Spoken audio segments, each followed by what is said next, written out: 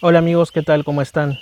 Los saluda como siempre Fernando Chapi, bienvenidos a un video más en Misterio Infinito Perú. Quiero hacer una reflexión, dar un comentario, contarles algo que juzgo interesante, extraído del libro de Urantia, y de ahí me mueven algunas ideas al respecto. Ya que estamos en la naturaleza, vamos a hablar de un tema natural, natural del pasado, o quién sabe si del presente en parte. Quienes hayan leído el libro de Urantia habrán quizá reconocerán un nombre, el nombre de unas interesantes aves, los fándores, también denominadas como las aves de pasaje o aves de transporte. En el documento 61 del libro de Urantia se menciona que allá por 45 millones de años en el pasado, un ave de 3 metros de altura, similar en algo al actual avestruz, existió por ese tiempo y fue, a pesar que era un ave terrestre, el antepasado de lo que posteriormente serían las aves de pasaje que servirían al ser humano durante algún tiempo, al menos hasta hace 30.000 años, que es cuando, según el libro de Urantia, desaparecieron. Lo cierto es que también hay otras menciones. Por ejemplo, cuando el libro de Urantia menciona a los animales que Bon, que era uno de los 100 de Caligastia, estaba pues eligiendo y entrenando para ser domesticados, se menciona que los fándores, las aves de pasaje o de transporte, estaban entre ellos. Y posteriormente, cuando Adán y Eva llegaron al jardín de Edén, lo inspeccionaron al tercer día sobre estas espectaculares aves. Pero como digo, se dice que hace 30.000 años desaparecieron. No se especifica el por qué. Eso ya daría pie a otras especulaciones. Pero ¿existe alguna prueba de que aves tan grandes hayan existido? Tengamos en cuenta, tendrían que ser particularmente grandes y resistentes para llevar a seres humanos sobre su lomo por un por lo menos un trecho considerable de algunos kilómetros, porque si no, no sería útil para ser utilizada como medio de transporte.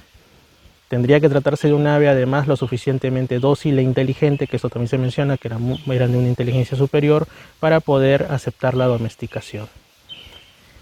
Pues resulta que el eco de los fándores está en muchas tradiciones, incluso en el arte alrededor del mundo. Aquí en el Perú los encontramos en las misteriosas piedras de Ica, donde hay ilustraciones de seres, los llamados hombres gliptolíticos por el doctor Javier Cabrera de Arquea, sobre extrañas aves, aves gigantescas. Y también en Estados Unidos está, por ejemplo, la referencia a las magníficas aves del trueno o pájaros del trueno en el folclore de los indígenas estadounidenses, del actual, bueno, del continente norteamericano. De estos últimos hay testimonios, incluso en el año 1977 en Illinois se dice que una familia presenció cómo quiso una de estas aves que apareció de repente llevarse a un niño entre sus garras. Finalmente no lo logró, pero el susto quedó.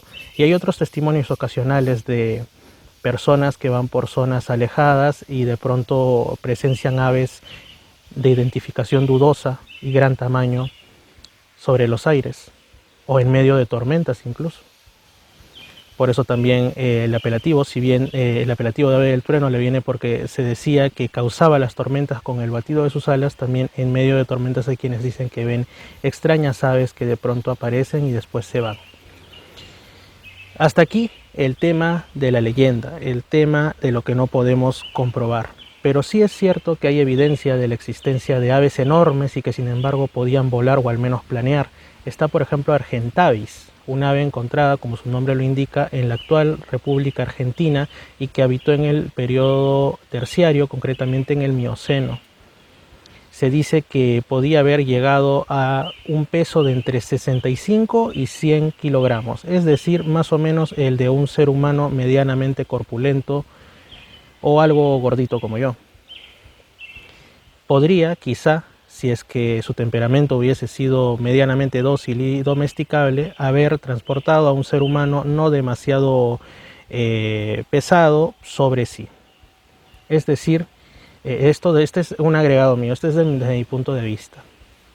El tema con las aves es que sus restos no se fosilizan con tanta facilidad como por ejemplo la de muchos mamíferos o reptiles, porque para ser aerodinámicas necesitan tener huesos, lo que todos hemos visto los huesos de aves, prácticamente huecos, en todo caso muy delgados y muy finos.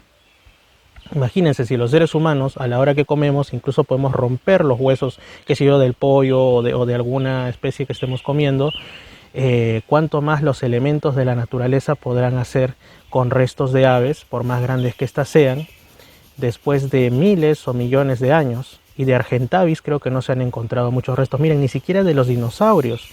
Hace algún tiempo leía que del tiranosaurio Rex solo se han encontrado, por ejemplo, creo menos de 20 o menos de 15 ejemplares alrededor del mundo. Y eso no significa que hayan existido solamente 20 o 15, sino que los restos con el pasar del tiempo que llegan a fosilizarse son una exigua minoría.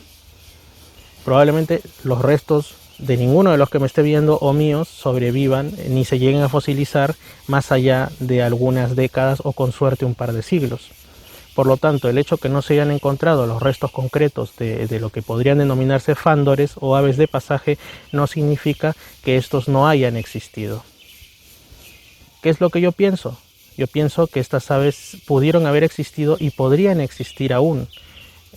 Ya digamos en grupos muy pequeños, si hay hasta gente que dice que ha visto pterodáctilos, pero por supuesto eso nos remitiría mucho más atrás y sería ya entrar de lleno a una especulación aún mayor.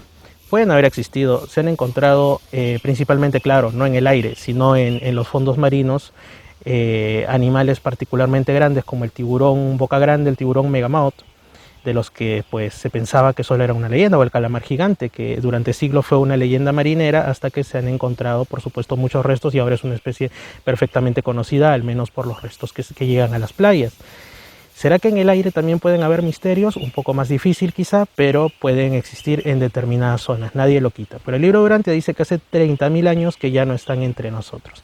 De momento yo creo que esa puede ser también la verdad. ¿Por qué se extinguieron?